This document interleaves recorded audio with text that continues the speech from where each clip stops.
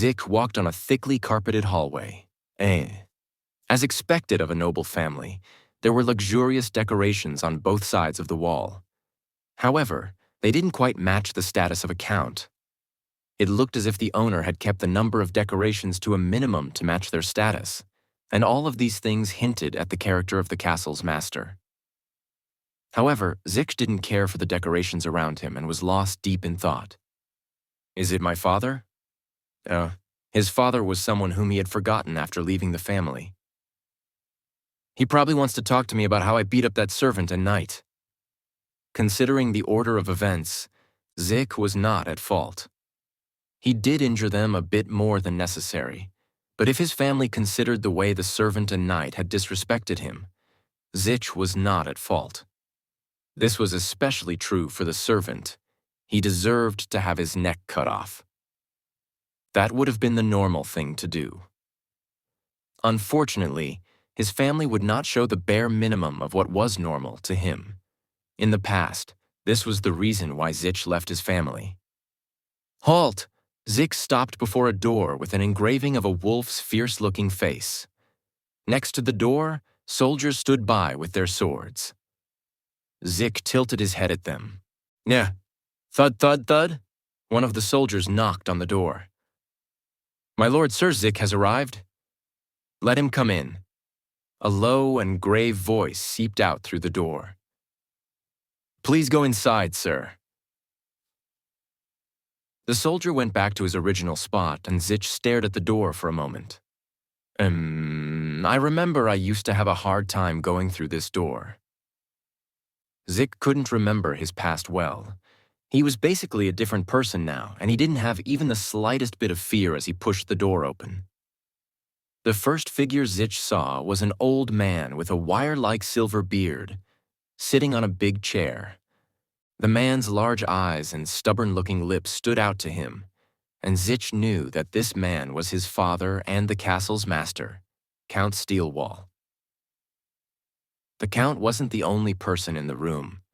Knight Biner and the servant were also standing beside the Count, and they were completely healed and fine, as if they had been healed with an expensive potion or treated by a rare healer. And there were other people.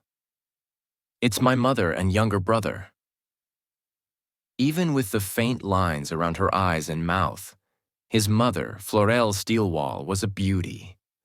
And holding his mother's arms was his younger brother, Greg Steelwall, with his reddish-brown hair and smooth face.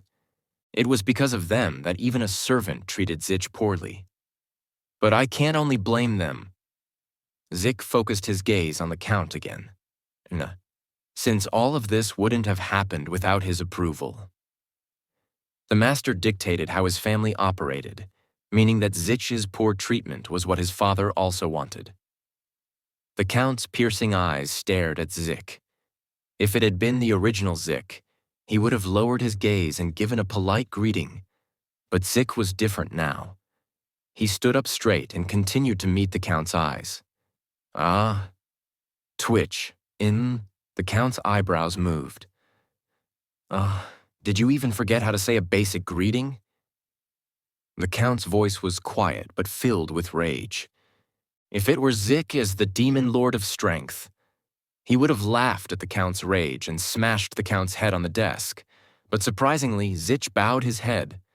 However, even that was just a slight tilt.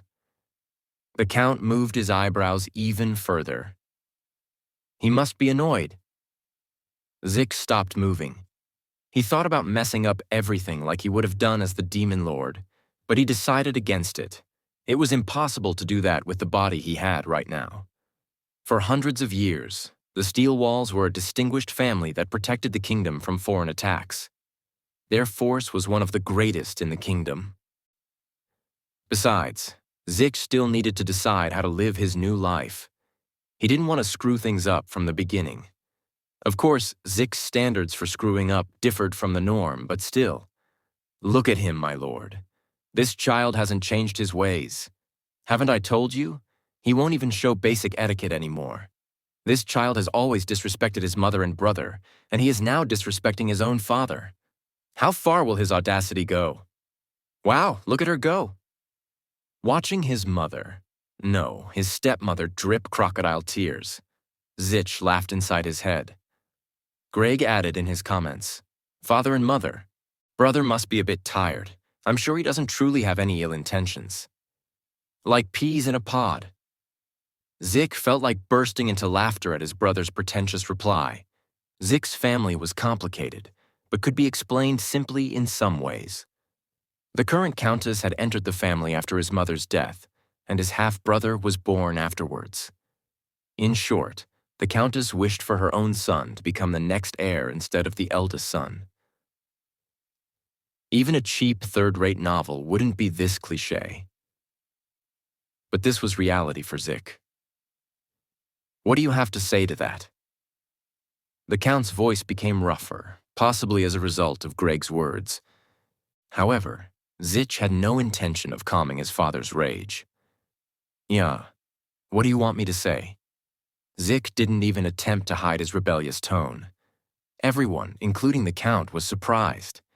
They always thought that Zitch Steelwall was a timid person who was especially obedient to the Count, but that had actually been Zick's way of crying for attention and help from his father in his abandoned state. But that doesn't matter to me anymore." Bang! The Count slammed the table with his fist. Everyone in the room flinched at the Count's rage, but Zitch remained calm. "Your manners were the only thing satisfactory about you, but now you are throwing away your one saving grace? How are you going to inherit the family's name with that kind of rotten mindset? Are you even planning on making me the heir?" "What?" The Count became speechless after hearing Zick's unexpected response. Bystanders stared at the exchange in shock. Of course. You are the oldest after all. It is only natural for me to appoint you as the heir, but of course, as long as you have no flaws." Zitch could feel discontentment in the Count's voice, even though the Count sounded like he was siding with Zitch. He even added the part about no flaws. And he will choose what kind of flaw that is. With exaggerated movements, Zitch bent his back. "To think that our respectful father was so fair in his thoughts. Hearing this, your lacking son feels like he is flying in the heavens." Extreme praise was equivalent to sarcasm, and the Count's face reddened. But it wasn't the Count who reacted first. "How can you show such impudence toward your father? Apologize to him immediately." The Countess shrieked. "How did I act rudely to my father, whom I admire with all my heart? There must have been a misunderstanding." To top it off, Zitch added another word. "Mother." The Countess, who was about to continue, shut her mouth. With wide eyes, she moved her eyes from side to side. "Mother, is that what you just said?" "Yes, father. I always use the term Countess. But doesn't that sound too distant? Don't you also think so, mother?" The Countess's expression completely fell. It looked as if there was a disgusting bug in front of her. But Zitch continued. "Mother, you look pale. Mother, are you hurting anywhere? Mother, should I call the physician?" The Countess flinched every time Zitch called her mother. As if she was eating a bitter fruit, her cheeks kept twitching. But Zitch found amusement in this and continued to include mother in every line. The Countess knew that it was on purpose, but she couldn't say anything.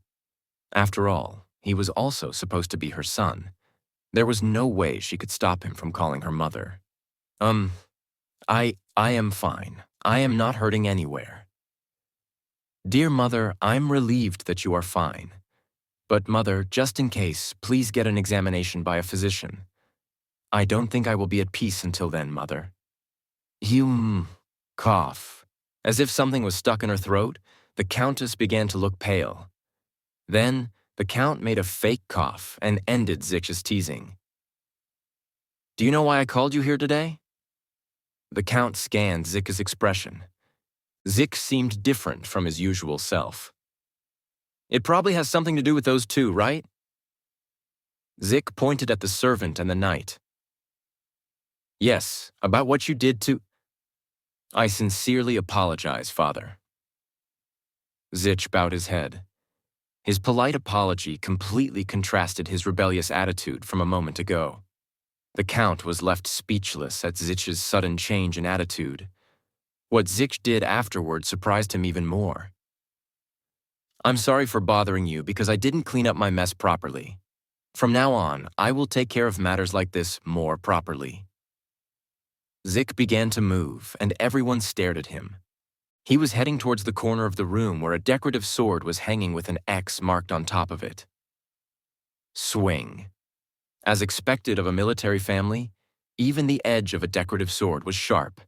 Zik turned around while holding the sword. Clang, clang. Biner and Greg positioned themselves in front of the Count and the Countess with their swords raised. "What are you doing?" As he screamed, the Count's face was as red as a tomato. "Didn't I tell you? I'm going to clean up my mess." "What do you mean, mess?" After tilting his sword toward the ground, Zich pointed at the servant with his free hand. "Isn't it obvious? I have to slice off the neck of a servant who dares to insult a noble." "What?" The Count's eyes were bloodshot, but Zich confidently tilted his head. "Huh? Isn't that why you called me? I thought you called me to finish off the guys who dared to insult the great steel wall's legitimate. Blood. Air." Zik included Biner, who was now looking at him in disbelief. "Us. I already dealt with them personally, so I didn't want to make this situation any bigger, but I guess it can't be helped if you are not satisfied. Now that I think about it, my punishment was way too light. I mean, aren't they the ones who dared to insult the great steel wall's legitimate blood? Air Father, please don't worry. I will neatly slice their heads off and hang them in front of the castle walls."